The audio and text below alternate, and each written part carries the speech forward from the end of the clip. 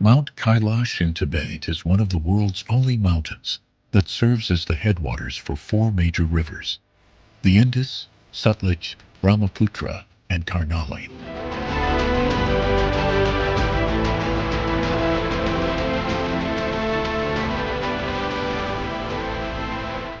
Do you know Zhangjiajie National Forest Park's sandstone pillars soar more than 300 meters and reportedly inspired the floating mountains in Avatar, making the forest look like a dream frozen in stone?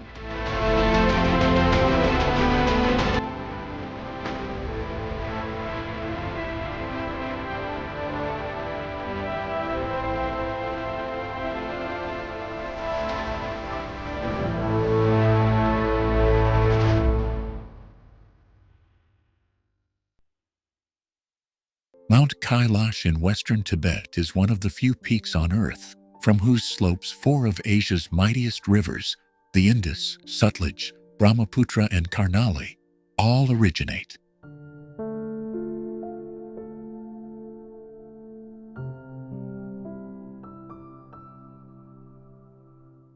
Do you know Mount Kailash has never been summited because its sacred status and perfectly symmetrical geometry keep climbers away?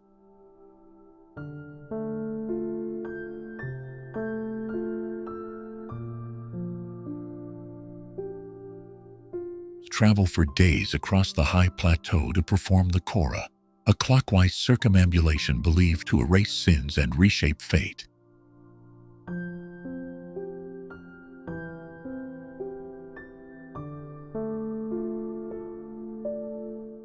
Around its base, the landscape feels otherworldly, where black basalt cliffs rise like a natural cathedral against thin, cobalt skies.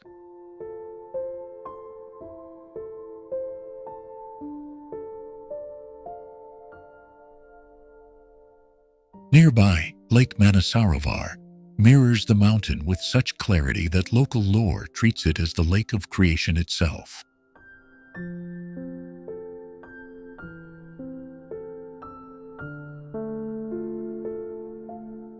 The smell of yak butter lamps and the sight of circling prayer wheels create a sensory map as precise as any guidebook.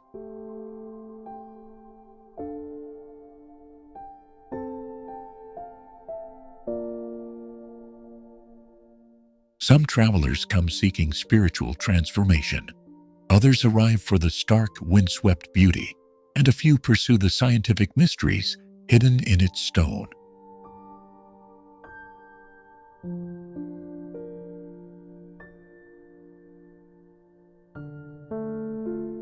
Every explanation converges on the same fact: Mount Kailash resists conquest, demanding respect rather than trophies or headlines.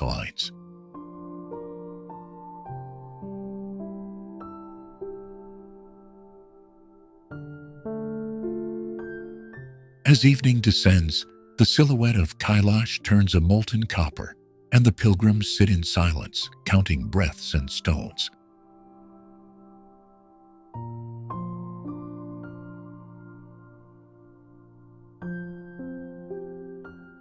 That quiet contains a paradox, a place that is both immovable and constantly changing under the feet of those who circle it.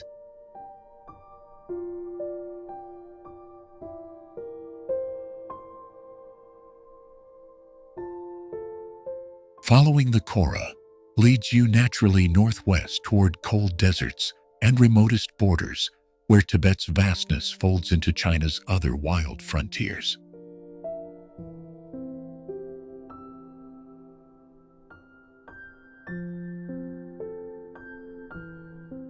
And beyond those frontiers lie the glacial source waters that flow into nations and histories, reminding us how one sacred peak shapes continents.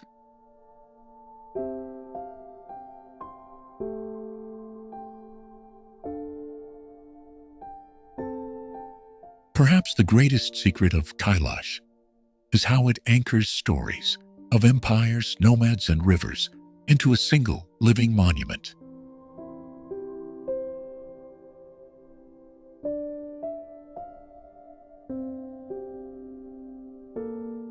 To stand there is to confront time, compressed into stone. A reminder that some places are guardians rather than brises.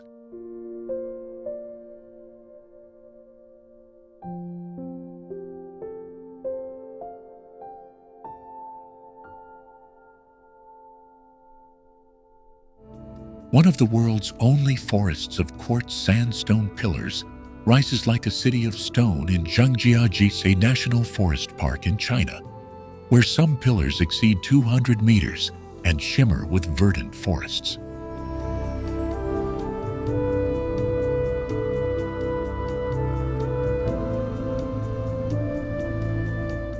Do you know that Zhangjiajie's quartz sandstone pillars can pierce the clouds, inspired the floating mountains in Avatar, and are chemically unique due to millions of years of erosion?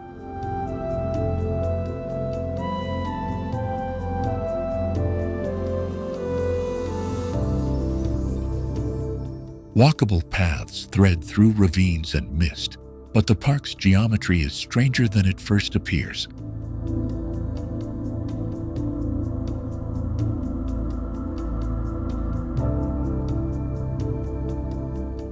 From the glass-bottomed Bailong elevator that climbs the cliff face to the narrow trails of Yuanjiajie, every route reframes the same pillars as if rearranging a skyline.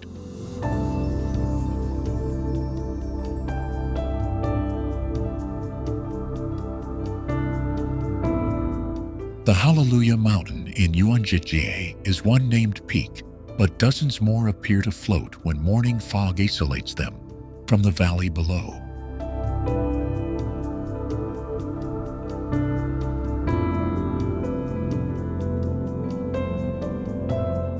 Local legend and ancient poems speak of spirit rocks and immortal hermits, yet modern visitors often arrive believing they've stepped into another world.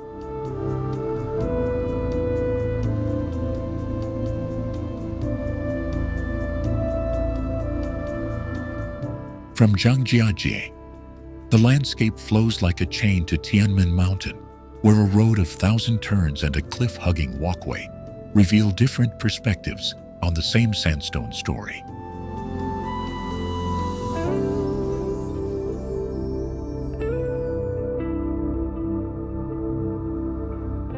Tianmen's natural arch and the hairpin road connect human daring to geological patience, showing how trails and viewpoints shape how we read the rocks.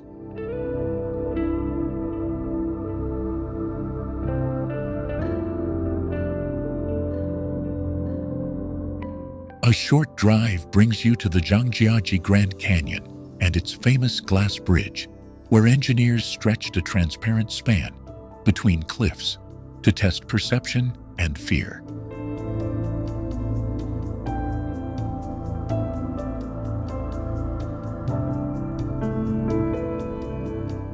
Standing on that bridge lets you peer down into the canyon and watch the same pillar forests recede into tiers of green and stone.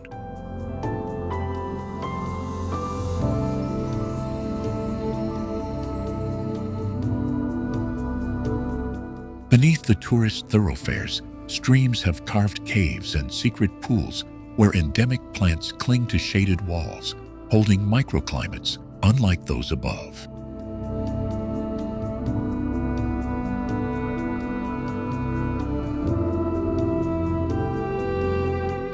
Scientists find rare ferns and insect species adapted to isolated pillar ecosystems, each column functioning like a biological island.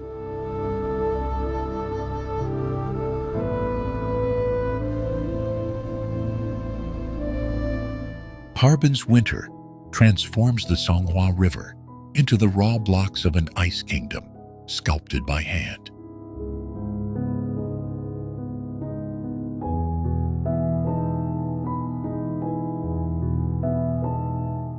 Do you know that the huge translucent blocks used in the festival are cut from the river and can weigh several tons each as they are hauled into place?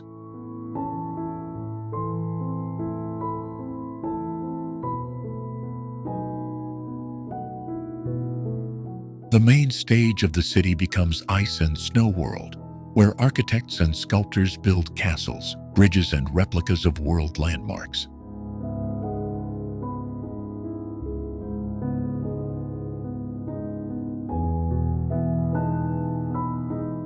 International teams arrive with chainsaws and chisels, carving details so fine that light refracts through ice like stained glass.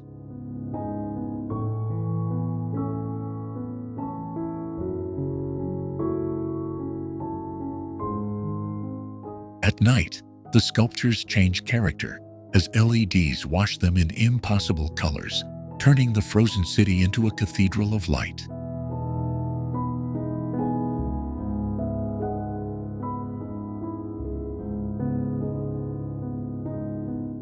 Children slide down ice chutes while sculptors work under lamps, a strange choreography of warmth and frost.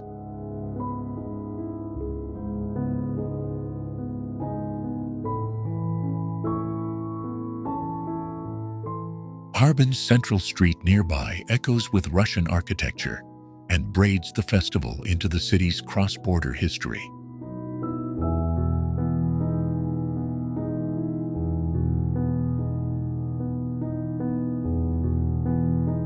This blend of Sino-Russian culture feeds into the festival's design, where onion domes and pagodas stand side by side in shimmering ice.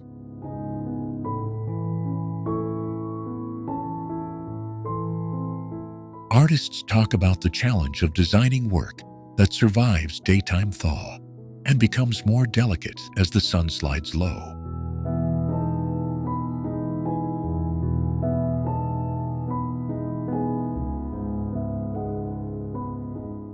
The festival also connects to the surrounding wilderness. Frozen wetlands nearby become roots for winter wildlife and local ice harvesters.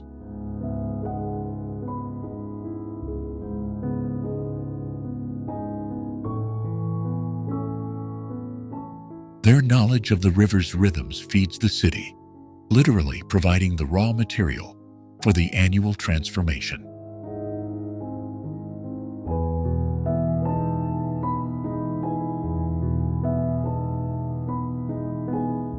Each year, the installations grow bolder, pushing scale and storytelling until the festival reads like a frozen version of a world atlas.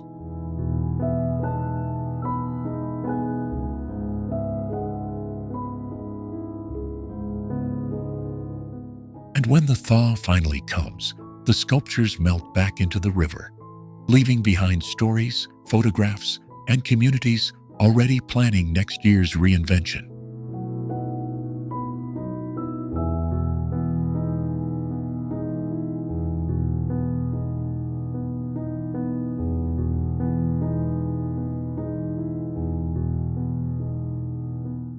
The Yangtze River carves the world's deepest river gorge at the Three Gorges, plunging over 1,000 meters in places, a geological rarity found in few rivers on Earth.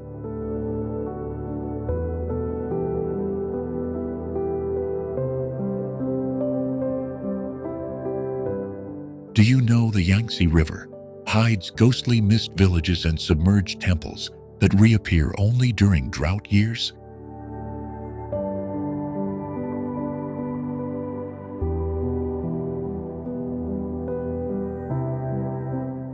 On a Yangtze River cruise, the ship becomes a slow-moving theater, revealing layered cliffs, ancient paths, and sudden lowland orchards.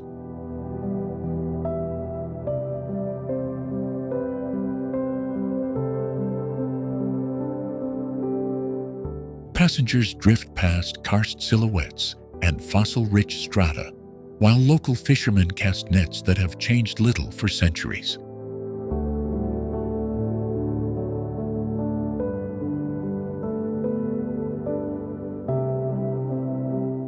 The journey threads from Yichang toward Chongqing, linking industrial metropoles to remote tea terraces clinging to steep ravines.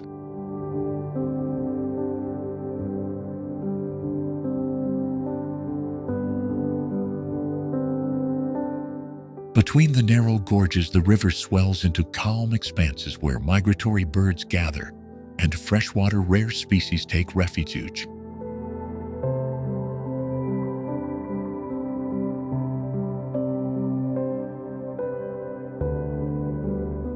The Three Gorges Dam appears as human ambition, reshaping the waterline, submerging histories, and creating new ecological challenges to us.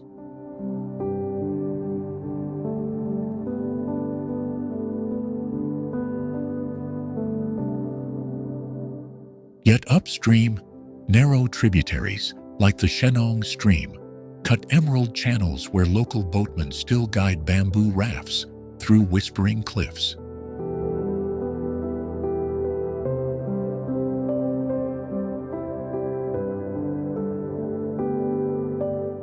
Night on board brings lantern-lit decks and stories of river gods passed down by crew who navigate by memory as much as by chart.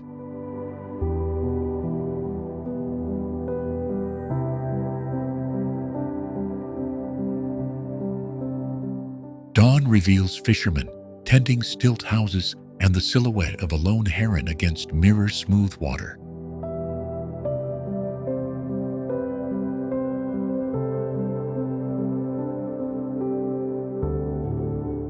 Each bend in the river leads to another story: a hidden temple, a cliff inscription, or a village where papermaking survives.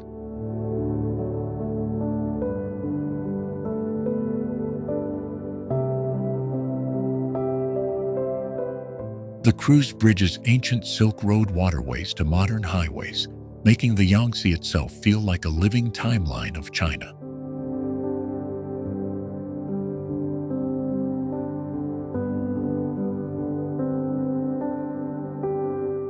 By the time the ship slips toward the delta, passengers have seen mountains dissolve into plains and riverside farms stitch a patchwork of food security.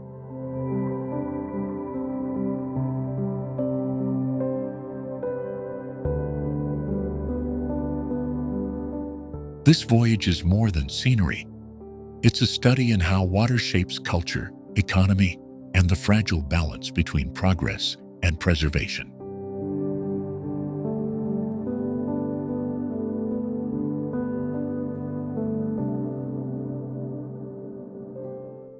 West Lake in Hangzhou is one of the rare urban lakes whose centuries-old causeways were intentionally designed to imitate natural bays and mountains. Do you know that its three pools mirroring the moon are miniature pagodas used both to mark water levels and to become lanterns during festivals?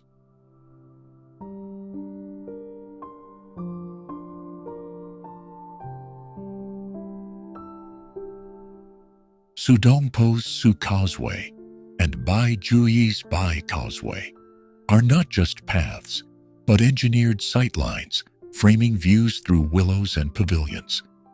Those causeways were built to control floods and to choreograph views, so each turn leads your eye to the next poetic tableau.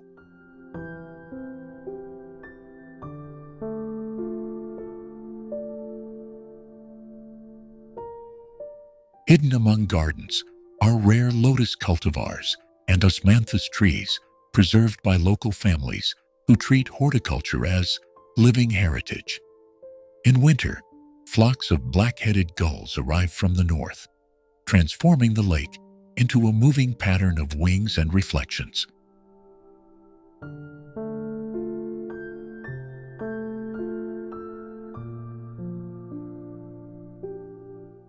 Fishermen still push bamboo boats at dawn, casting nets where mist softens the city's outline, linking modern life to ancient practice. Legends thread every bridge. The broken bridge speaks of the white snake romance, so folklore makes the landscape read like a continuous story.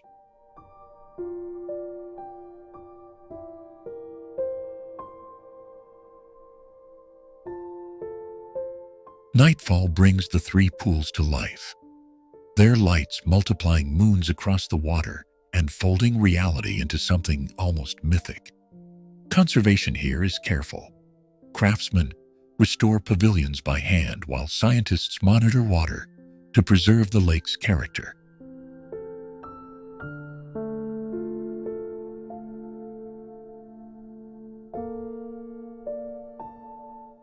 Walk from West Lake's willow-lined banks to its tea terraces, and the scenes change gently, each spot designed to lead you onward. This deliberate sequencing, engineering, pose, poetry, legend, and ecology, means one place naturally connects to the next, inviting slow discovery.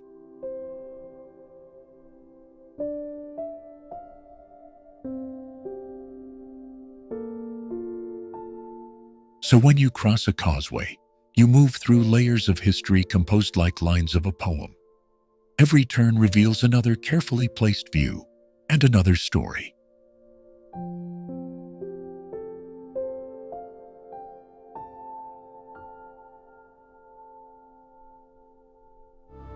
The Tibetan Plateau, often called the roof of the world, is the highest and most expansive plateau on Earth, where thin air sculpts light at elevations above 3,600 meters.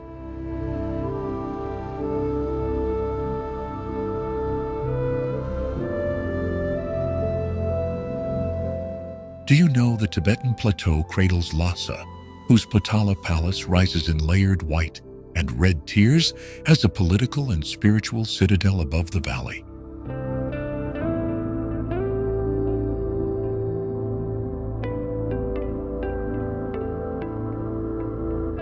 Built on Marpori Hill, the Potala Palace was expanded by the 5th Dalai Lama in the 17th century and became the symbolic heart of Tibetan government.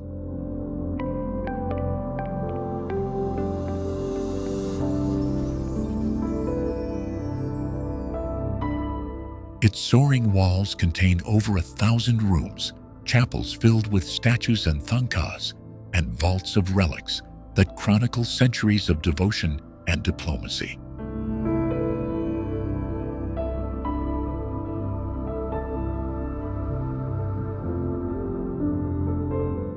The White Palace once housed the Dalai Lama's living quarters and administrative offices, while the deeper red chapels hold stupas and the richly carved tombs of past leaders.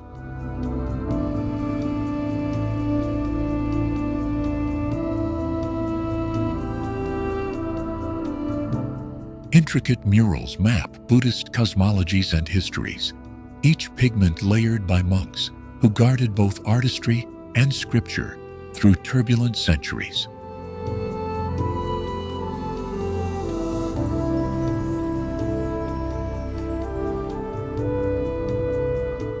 Pilgrims still thread Barkhor Street, circling Jokang Temple before climbing the flagstone path that leads to the Potala's main gates, binding neighborhood life to monastic ceremony.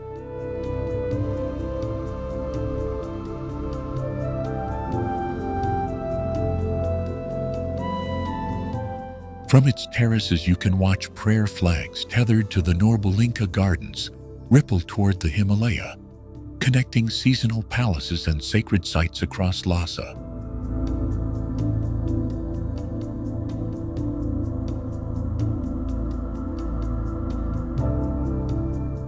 Under Chinese rule, the Potala became a UNESCO World Heritage Site, but its whitewashed facades and red-clad sanctums remain charged with memory and contested meanings.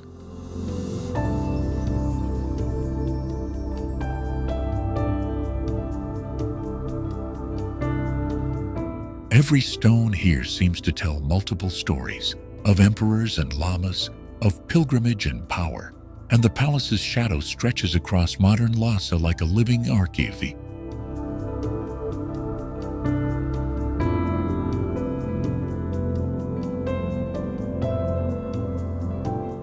Conservationists now balance preservation with pilgrimage, restoring lacquered doors and gilded statues, while thousands still come to spin prayer wheels along the approaches.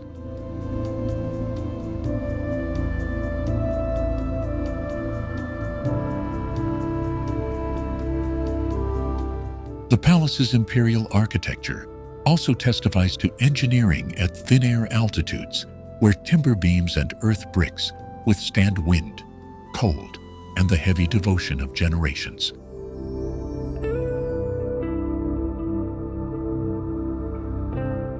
Each corridor whispers the names of those who passed through: scholars, pilgrims, exiles, and asks whether this fortress of faith can remain a bridge between past and present.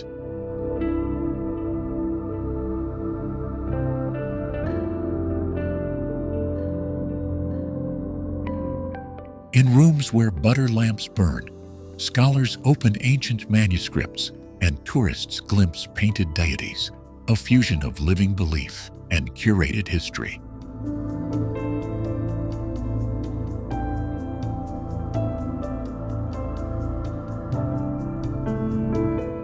The palace's silhouette against the sky remains one of China's most potent images, and yet behind its white walls lie stories few visitors fully grasp.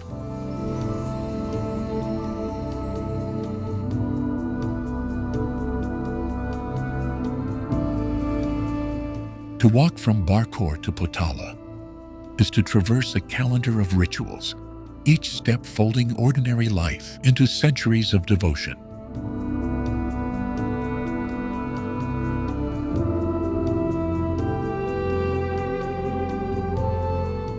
The Potala does not simply sit above Lhasa. It pulls the city into its orbit, making the plateau itself part palace, part prayer.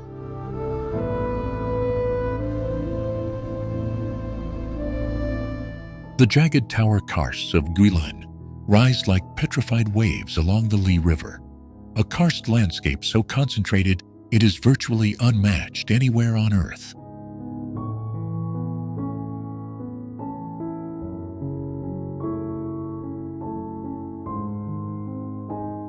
Do you know the karst mountains in Guilin conceal an intricate web of caves and sinkholes that reshape the land over millennia and shelter life found nowhere else?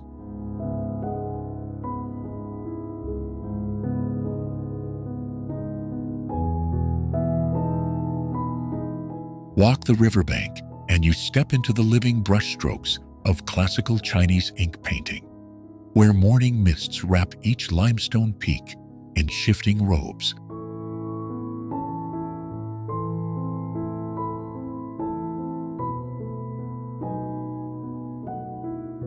Beneath those peaks, the reed flute cave spills out halls of glittering stalactites and stone pillars that locals once believed were carved by dragons.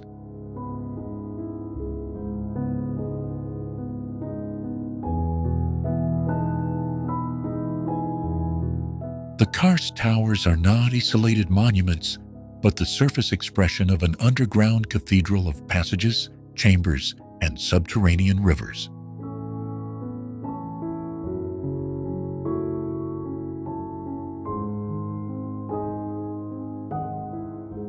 In one place, a collapsed sinkhole opens into a hidden valley, creating its own isolated microclimate that grows plants rare in surrounding plains.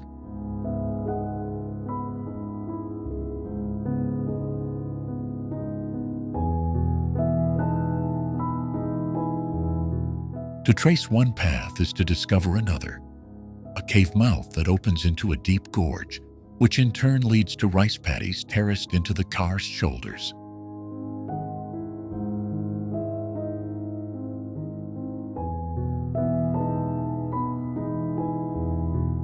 This connectedness, rock to river to village, makes Guilin not just a scenic postcard, but a fragile, interdependent ecosystem and cultural landscape.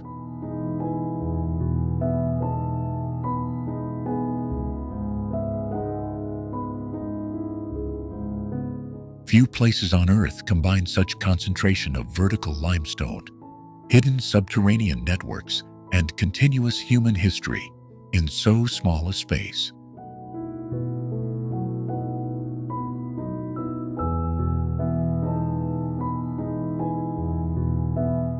Stay with us and we'll follow a bamboo raft into fog, climb a narrow trail into a sinkhole valley, and enter a cave that glows with formations older than recorded history.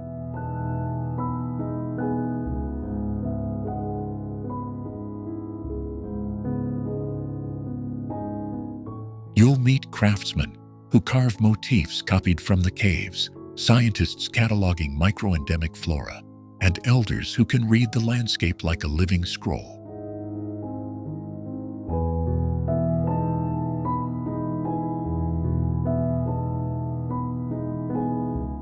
By the end of this journey, you'll understand why Guilin's karst is more than scenery.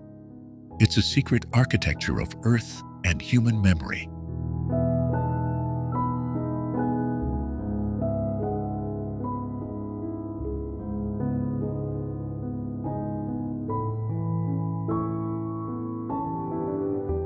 Huangshan's granite peaks host more than 1,000 oddly contorted pines that grow from cracks in rock, a concentration of cliff-clinging trees found almost nowhere else on Earth.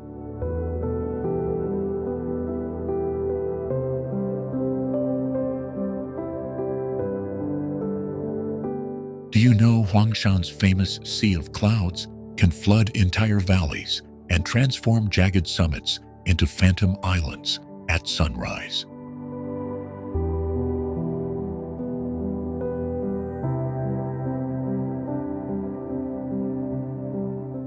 Travelers climb stone stairways laid by Ming Dynasty pilgrims and watch light crawl across sculpted ridgelines, revealing stunted trees shaped by witcheries of wind.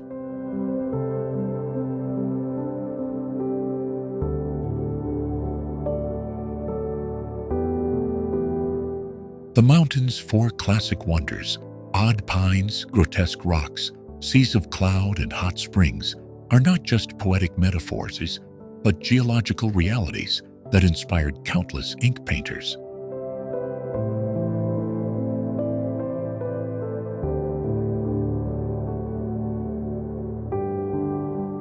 Mist slips like silk through narrow passes, changing a scene every few breaths, so that a single viewpoint yields a dozen different landscapes.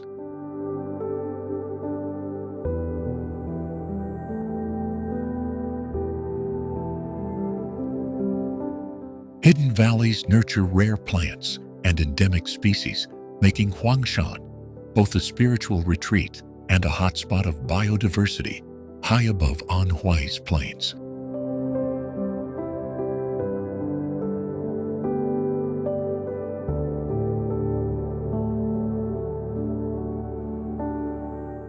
Photographers chase ephemeral clouds, and photographers are often left speechless by the same scenes that painters distilled into monochrome brushstrokes.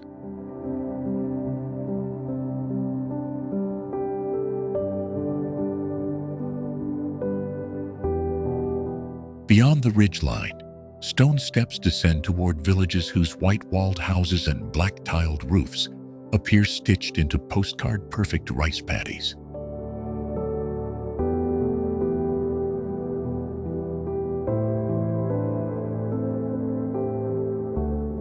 From here, the journey can flow naturally to nearby Hongkun and Shidi, living villages that preserve the Ming-era architecture, which ink artists used to complement Huangshan's rugged canvases.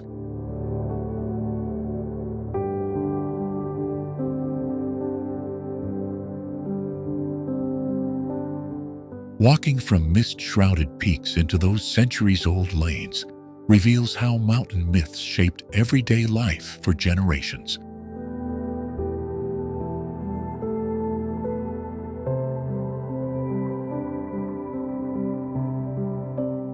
Soon, the path leads into village courtyards, where tea, craftsmanship, and stories continue the dialogue between stone and skiote.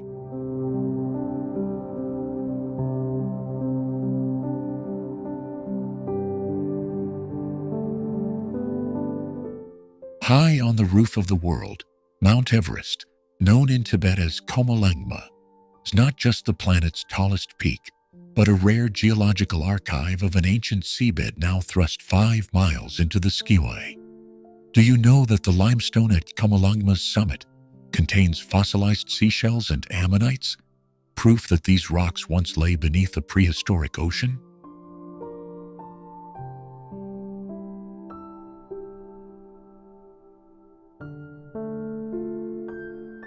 Scientists measuring GPS markers have found the summit still rises by a few millimeters each year as the Indian and Eurasian plates continue their slow collision.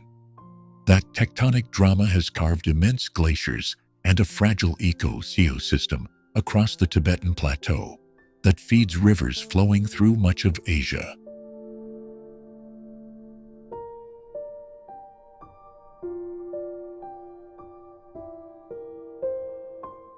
Climbers feel the mountain's extremes: hyperthin air, sudden storms, and temperatures that turn breath into ice on contact.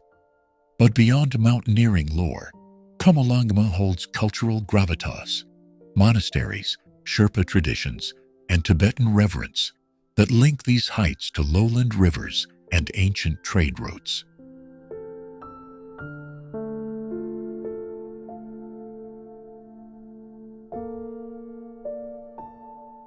Some of the most surprising discoveries are hidden in the snow: preserved pollen, dust, and even microplastics that reveal environmental changes across continents. These samples connect Everest's peak to distant cities and seas, showing how human activity reaches the highest wild places on Earth.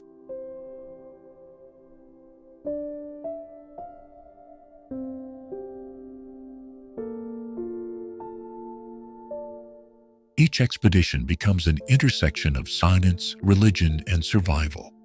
Geologists measure uplift, monks chant blessings, and guides navigate crevasses with generations of knowledge. It's a mountain where modern climate records meet ancient spiritual stories, and where what happens at the summit can ripple down into the river systems that sustain billions.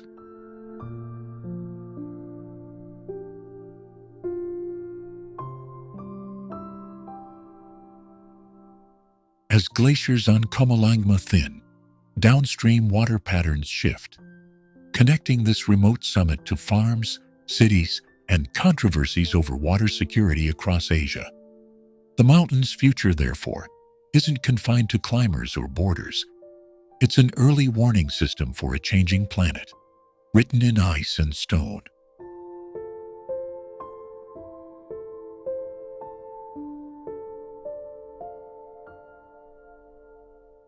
Behind every flag planted at the top lies a deeper story of uplifted oceans, shifting plates, and the fragile threads that tie the roof of the world to every river valley. Stay with us as we descend from Qomolangma's peak and follow those threads across the Tibetan Plateau into the heart of China's highlands.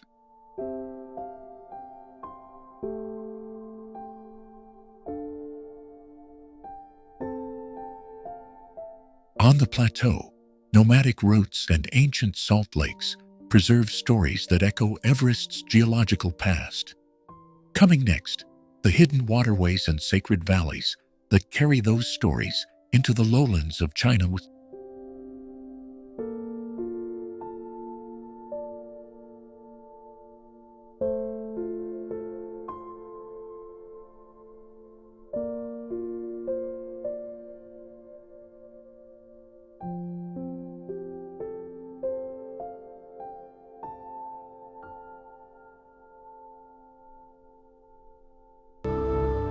Chengdu research base of giant panda breeding is home to one of the world's most ambitious conservation programs, where every bamboo shoot and tiny paw print matters.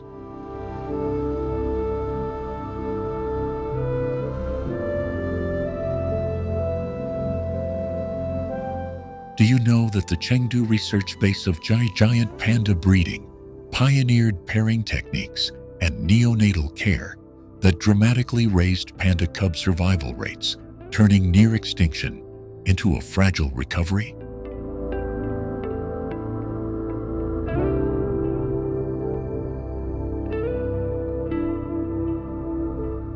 Here, pandas are studied not as icons but as complex animals with a paradoxical biology. They are taxonomically carnivores, yet survive almost entirely on bamboo.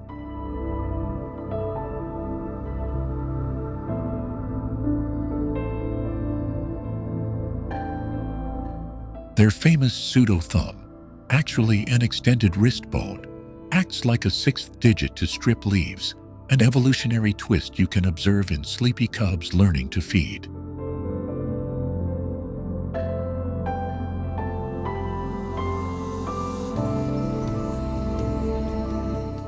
At the base, visitors witness Panda Kindergarten, where newborns, often smaller than a cub, are coaxed through the first precarious weeks by veterinarians and volunteers.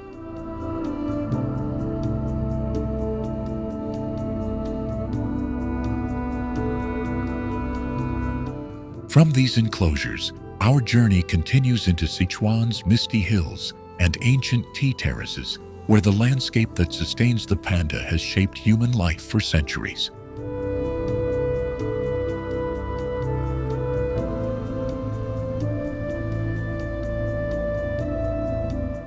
Educational programs at the base recruit local schools and international students, turning curiosity into careers in ecology, veterinary science, and community-based conservation.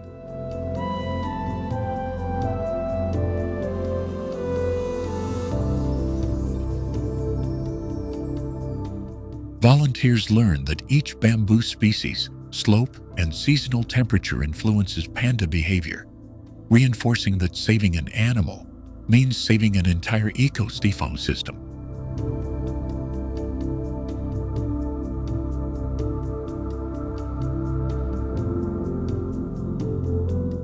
Visitors leave changed by small things: a panda's slow, deliberate chew, the quiet expertise of keepers, the fragile resilience of a species rebounding from oblivion.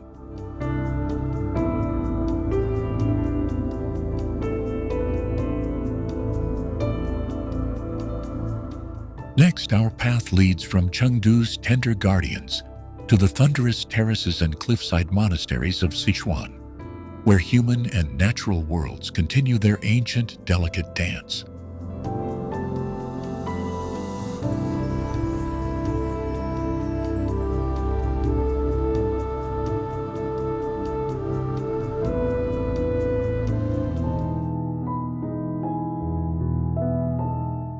High-altitude glaciers in the Tianshan Mountains vault from desert plains to ice fields within just a few kilometers, creating isolated alpine ecosystems found nowhere else. Do you know that the Tianshan hosts relict forests and endemic species that survived the last ice age, including unique spruces and wild tulips?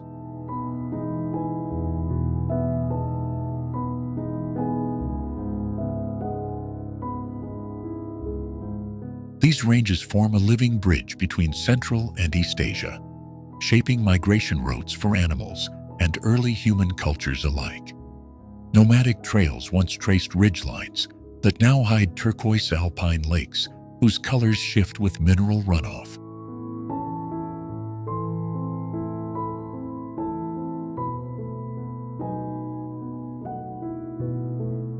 Villagers in high valleys still practice transhumance, moving flocks between summer meadows and winter shelters according to microclimate rhythms.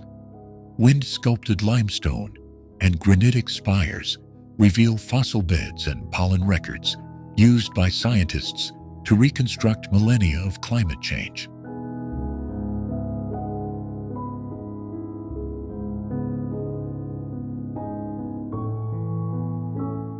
Hidden caves preserve petroglyphs and Silk Road relics, proof that these mountains were conduits of trade, language, and myth, not mere barriers. Each spring, endemic wildflowers carpet moraine slopes, creating brief oases that sustain migratory birds and pollinators in this high world.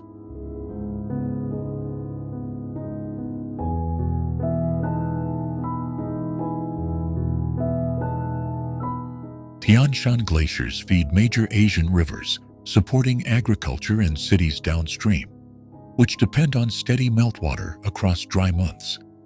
But satellites now record accelerating glacial retreat, turning perennial ice into seasonal runoff and exposing vulnerable soils to erosion and desertification.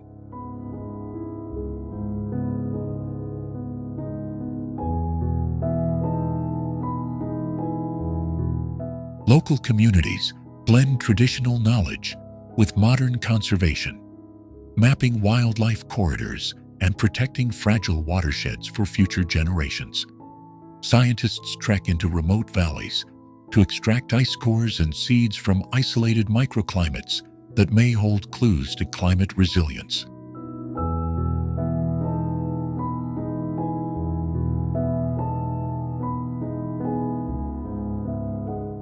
For travelers, the Tianshan is extremes, silent glaciers and warm tea house where shepherds trade stories of mountain spirits and survival.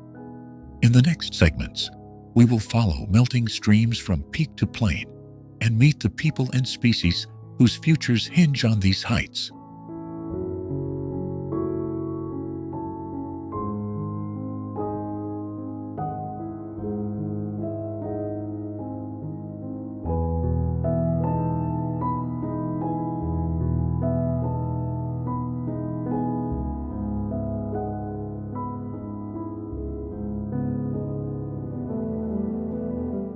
China's karst towers in Guilin rise like living sculptures, forming a landscape of pinnacles unlike almost anywhere else on Earth.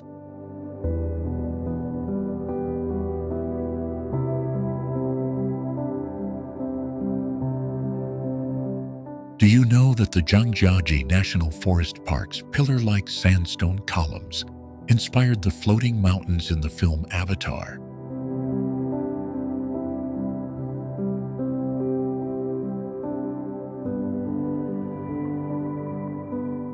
Stretching more than 21,000 kilometers, the Great Wall of China is not a single continuous structure, but a stitched network of walls, trenches, and natural barriers.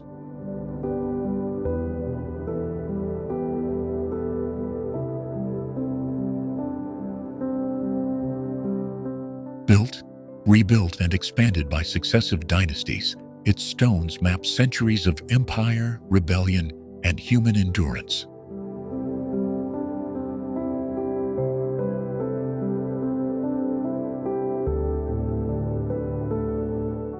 Look closer and you find surprising engineering.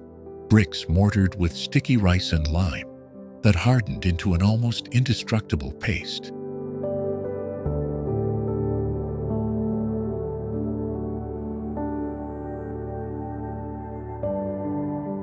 Beneath some crenellated parapets, rammed earth core and local granite tell the story of adaptation to mountains, plains, and deserts.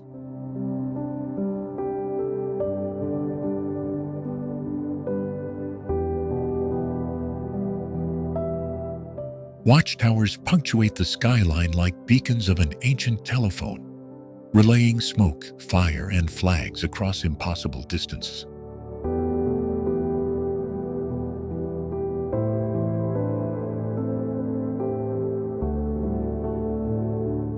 Those towers were military hubs, grain depots, prisons, and weather stations, each layered with daily life as well as strategy.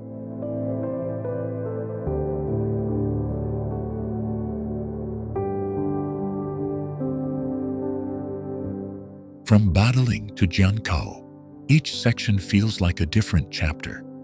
Restored stone promenades give way to wild, crumbling ridges reclaimed by grasses.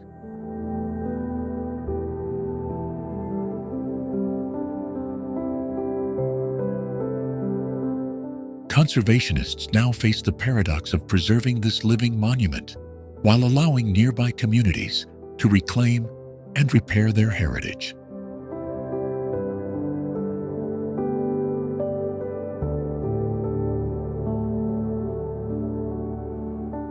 Walk east toward Beijing and the wall's purpose becomes personal.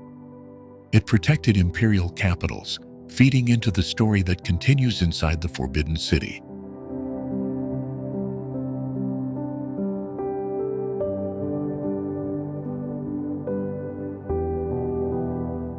Walk west and its stones whisper of frontier posts, caravan protection, and the tangled commerce that linked China to Eurasia.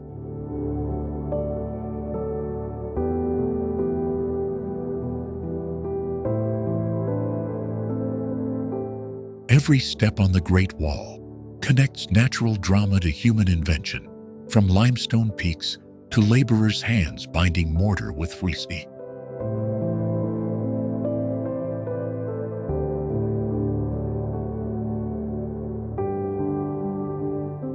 To stand on its crest is to feel a chain of voices across millennia, and to wonder how much of history still sleeps beneath its stones.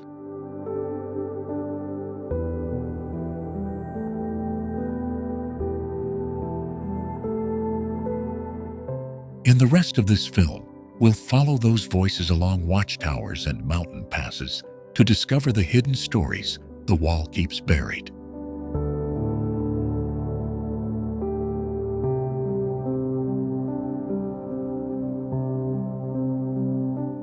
Prepare to meet the builders, the myths, and the fragile communities fighting to keep the wall standing for another 1,000 years.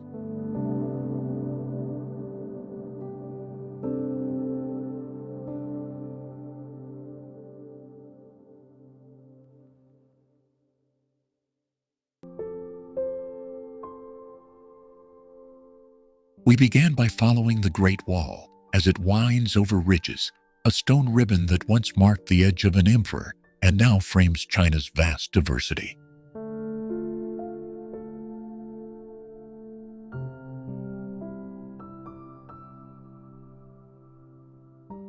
From there, we slipped into the pines and cloud stairways of the Yellow Mountains, where rock pillars and sea of clouds inspired centuries of artists and poets.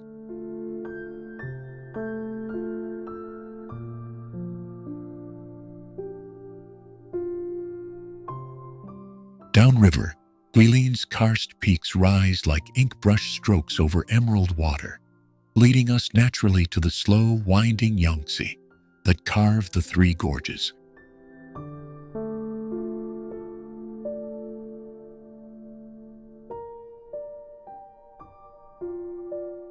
The Yangtze carried us to the mist-wrapped pillars of Zhangjiajie, whose surreal pillars once inspired floating mountains in a global blockbuster film.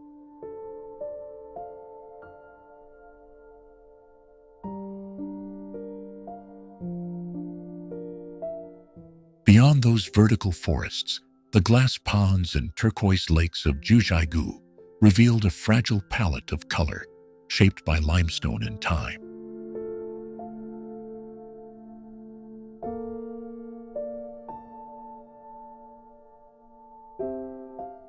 Climbing higher, we reached the Tibetan Plateau, the world's highest and largest plateau, feeding Asia's great rivers and harboring species found nowhere else on Earth.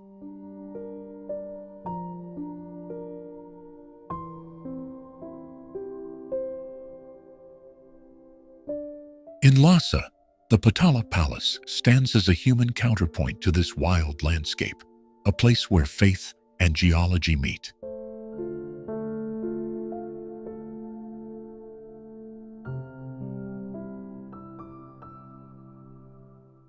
From ancient monasteries, we moved to the kinetic skylines of Shanghai, where coastal trade turned mudflats into a metropolis of glass and neon.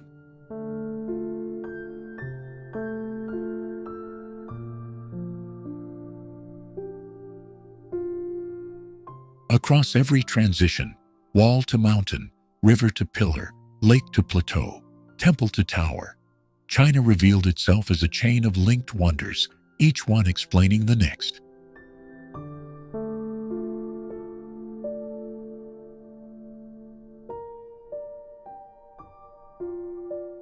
And hidden within those links are astonishing details. Bamboo forests that can grow a meter in a day, salamanders that trace their lineage to dinosaurs, and deserts that bloom after rare rains.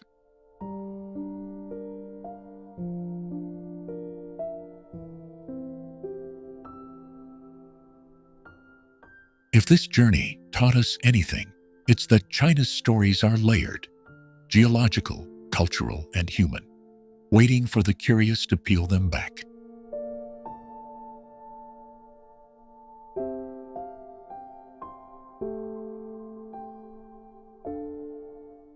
So when you leave, carry with you one question. Which hidden wonder will you seek next? And what story will it tell about this endlessly surprising land?